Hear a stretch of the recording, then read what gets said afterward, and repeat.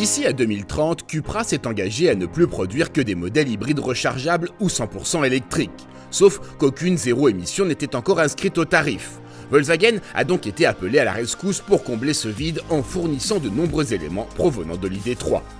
Contrairement à ce que fait habituellement Cupra, la borne ne se contente toutefois pas de reprendre la base développée par Volkswagen, hormis la proue.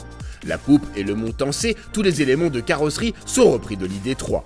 Les designers ont eu beau faire des efforts pour doter cette Iber d'une face avant agressive, le profil quasi monocore la prive de tout dynamisme visuel. Le même constat s'applique dans l'habitacle où, hormis une console centrale réaménagée, une protubérance derrière le combiné d'instrumentation et un écran tactile plus imposant, on retrouve la planche de bord de l'ID3. Cupra a toutefois largement travaillé la présentation, à tel point que l'habitacle de la borne flatte davantage la rétine que celui de la Volkswagen. Dans un premier temps, cette Cupra est commercialisée avec une unique mécanique composée d'un couple moteur de 204 chevaux et d'une batterie de 58 kWh.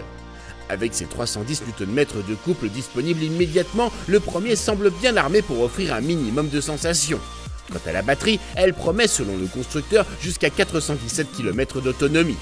Demeure en suspens une question d'importance, cet attelage se montrant plutôt placide à bord de l'ID3, les quelques retouches apportées par les ingénieurs espagnols suffisent-ils à apporter un peu de caractère à la borne? Passons rapidement sur les versions dotées des jantes de 18 ou 19 pouces. À leur volant, difficile de faire la distinction avec l'ID3.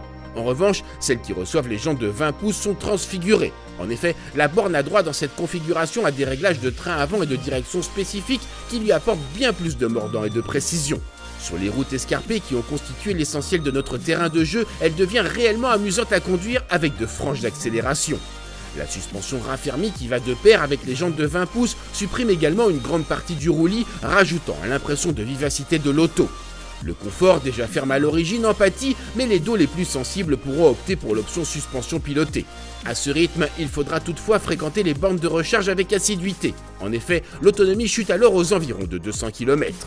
Une conduite plus apaisée permettra de limiter plus largement les arrêts recharge. Sur le réseau secondaire, il est alors possible d'envisager 350 km d'une traite. Et pour les aficionados de l'autoroute, comptez 250 km, régulateur calé à 120 km/h. Seul hic commun à toutes les électriques, ces chiffres peuvent chuter fortement en période hivernale. Le besoin de maintenir les batteries et les occupants à bonne température pouvant entraîner une baisse de 20%.